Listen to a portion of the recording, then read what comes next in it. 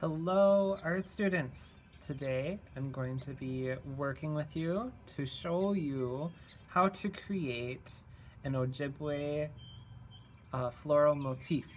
This is very cool. I'm hoping that you really enjoyed looking at our artist Jessica Goki and her work because she is a floral beadwork artist with the Ojibwe. Let's begin, shall we? Okay, so you're going to need a piece of black construction paper, white pencils for drawing with, and then we're going to do some painting eventually once we get there. Let's begin.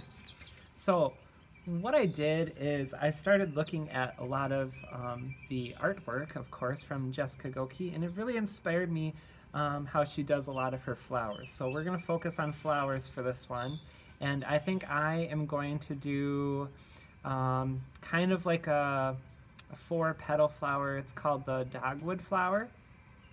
Now you can do any flower you like, just make sure that you look up the representation of the Ojibwe floral motifs. So look at a lot of examples before you begin.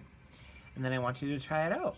So I'm going to draw what I really liked, and if there is a certain flower that stands out to you that you really like or you think represents you as a person, go ahead and give it a try. Okay, let's do this. All right, so we're going to begin by drawing a circle. I like to start in the center, so I'm going to draw a circle right here. Now the white lead will definitely show up pretty good, but you don't want to push down too hard. It doesn't erase the best, even though it is white. And then just keep that in mind. So you might want to start by drawing lightly with your white colored pencil. And I'm going to go around again another time. And then I'm going to create my 4-petal flower. So I'm going to go like this, and I'm going to start up here. And I'm going to come back in like this. And we're going to come around like this. And I'm going to come around like this.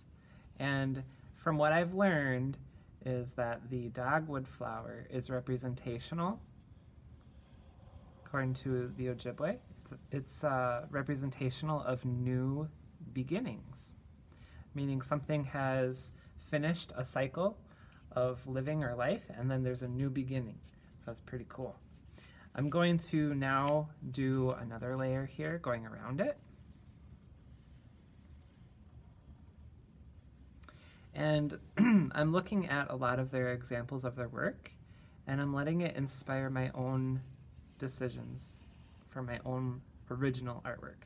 So it's okay if your floral design doesn't look exactly like what you're looking at, but rather so that it inspires you as an artist to create your own work of art. That's what we're after.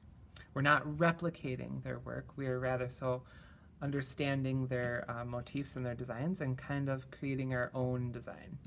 What I really like about the dogwood flower is that it grows off of a vine. So I'm going to draw some vines coming off to the side, perhaps like this and like this. There's a vine right there, and there could be a leaf coming out, so I'm going to draw a leaf. There we go. And I really like in the Ojibwe patterns how it almost seems like they have this outlining theme that's occurring. So you can see, like, I outlined the center and I outlined the outside of this dog flower, and then over here I outlined the leaf. It's really cool. I like that. And you could also add fun things. Maybe you could do like berries or something. I don't know. There could be berries in there too. There's a lot of things that they include in their beadwork, their floral motif beadwork, and I'm sure you've seen that in a lot of the examples that we've already looked at. Okay, so I made a simple composition. You don't want it to get too detailed because we're going to be sewing on here eventually some beads and doing some actual beadwork. Won't be to the extent of the marvelous work that they produce in their work, but I want to experience what it's like to sew together with some of the same techniques they do on theirs. So now that I have this all planned out in black and white, literally with a white pencil. I'm ready for the next part, and I'll show you that in the next video. I'll see you there. Good job.